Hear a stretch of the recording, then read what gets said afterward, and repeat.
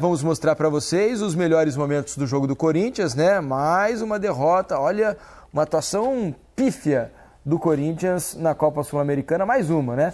Diante do time reserva do Huracan. Esse é o detalhe da noite. O Huracan tem um bom time, né? Está classificado para a final do Campeonato Argentino. A final será entre Huracan e Platense. Vejam vocês, Huracan e Platense farão a final do Campeonato Argentino. Por esse motivo, como o Huracan jogou no final de semana e vai fazer a primeira partida da final no final de semana que vem, hoje poupou todo mundo. Só 2 titulares que estiveram em campo no final de semana, no jogo contra o Independiente, na semifinal, foram repetidos na formação que iniciou o jogo hoje contra o Corinthians. Então era o reserva do Huracan. E o Corinthians não conseguiu dominar a partida em nenhum momento. Aí a gente está vendo o Hugo salvando. Criou pouquíssimo, muito pouco no ataque. Mais um jogo de baixíssimo nível técnico do Corinthians na Sul-Americana. Pelo menos para o torcedor do Corinthians, o martírio da Sul-Americana acabou. Não vai mais precisar ver essas atuações horríveis do time nessa competição. O Huracan vai, por enquanto, tem a melhor campanha, né, da fase de grupos da Sul-Americana, mas tem jogo para acontecer, é possível que ele não termine com a melhor campanha. O primeiro tempo do Corinthians, assim, o primeiro tempo... que eu vi, desculpa, Márcio, achou que eu vi falha do Hugo no gol? Era difícil eu fiquei com essa dúvida. Acho que dava para fazer um pouco melhor. Dava para fazer melhor, mas é uma bola de perto, uma bola rápida. O que você achou, Alex? A bola... defensável, né? Até poderia pegar, mas ela chega, ela vai caindo, né? Bem não é frango, dentro nada, do gol, E aí, Márcio? Eu achei que o primeiro tempo do Corinthians, ele não sofreu, mas também não conseguiu fazer com que uma grande coisa acontecesse no campo ofensivo. Tentou aproximar o Romero do Memphis por dentro, faz falta os movimentos. Desculpa, Márcio, acho que esse lance aí é um pênalti, para mim, claríssimo. Para mim é pênalti. Ele foi puxado, mas muito, olha só. Pelo braço, né? Não consegue prosseguir na jogada. E foi uma revisão tão rápida, né? Foi. E o árbitro de campo e o VAR acabaram ignorando. Depois ele marca esse pênalti, é absurdo. Isso. Vejam, é inacreditável. O cara tá 83 metros fora da área. Quanto? Ele marcou 83 metros fora da área. E ele marcou um pênalti. Que loucura! Esse lance é inacreditável. O VAR teve que avisar. Escuta, meu amigo, imagina a comunicação do VAR. Olha, meu amigo, deixa eu avisar você. A falta foi 8 metros fora da área, tá?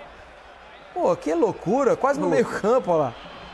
Uma loucura. Bom, enfim, o jogo deu uma amostra de que a substituição do Yuri Alberto nesse período dele, que ele fique fora, não vai ser simples, né? Para ocupar a área com aquelas características, não vai ser simples achar o jogador. Hoje a tentativa foi aproximar o Romero do Memphis por dentro. Depois a questão é que o segundo tempo começa com o Corinthians perdendo praticamente, né? Porque o gol é com 1 minuto de segundo tempo, e aí o Dorival coloca o Garro, depois coloca o Coronado, vai tentando colocar alternativas mais ofensivas. O Corinthians até teve uma melhora no jogo, conseguiu rondar mais a área.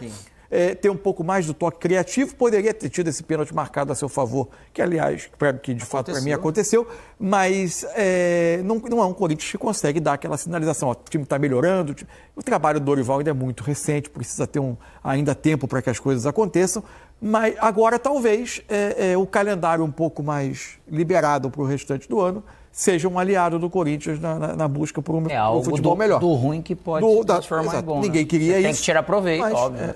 A esperança o ano do Corinthians, o ano não é bom. Assim, o Corinthians ganha o Campeonato Paulista, só que às vezes a sensação é que o preço disso é muito alto. Assim, o que eu acho que deve dar esperança para o torcedor do Corinthians nesse momento, de se recuperar no Campeonato Brasileiro e de repente brigar mais acima, é de que o trabalho do Dorival está apenas começando e que imagina-se que logo ali na frente, hoje o Garro voltou. Daqui a pouco o Yuri Alberto também vai voltar. Se ele não for negociado, algo que eu acho improvável, eu acho muito possível que ele seja negociado nessa janela do meio do ano, porque as propostas, imagino que vão aparecer. E pesadas, né? Pesadas. O presidente disse que deixou muito dinheiro em caixa. 3 bilhões, né? 3 bilhões ele falou que deixou. Vamos ver se o Corinthians consegue segurar o Yuri Alberto. Porque com Memphis, Garro e Yuri Alberto, a esperança de uma melhora aumenta, né? Com o trabalho do Dorival, e o jogo tem margem para melhor. O jogo de hoje teve esse retorno ainda do Memphis abaixo, óbvio, naturalmente. O Garro entra lá depois, você vê uma bola parada, algo ali que acaba acontecendo, mas precisa ainda mais de Romero, mais de Tales, mais de jogadores Eu assim. entendo que, por torcedor, naquele momento, o Campeonato Paulista, evitar mais uma conquista do maior rival, tem um peso emocional e tal. Foram finais muito mal jogadas ali, né? Enfim, que isso emocionalmente tem um peso. Agora, em termos de legado esportivo, do que é importante no ano, a fase de classificatória da Libertadores, o Campeonato Brasileiro até aqui e essa Sul-Americana, são de atuações bem abaixo. Sul-Americana, pode esperar do a Sul-Americana já veio com muito resquício dessa cara, A eliminação você da deixou Libertadores. escapar Escapou, perdeu pro Barcelona. churrasco, né, que é a Libertadores. Vamos ouvir o Dorival Júnior depois do jogo. Ele falou sobre essa desclassificação do Corinthians. Sentimento de impotência, né? Até porque,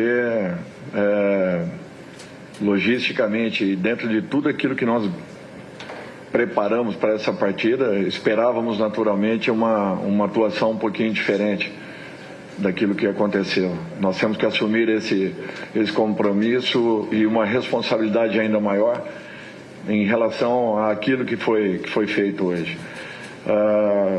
Tínhamos naturalmente a intenção de buscarmos o melhor resultado possível, tendo uma atuação diferente daquilo que nós vimos.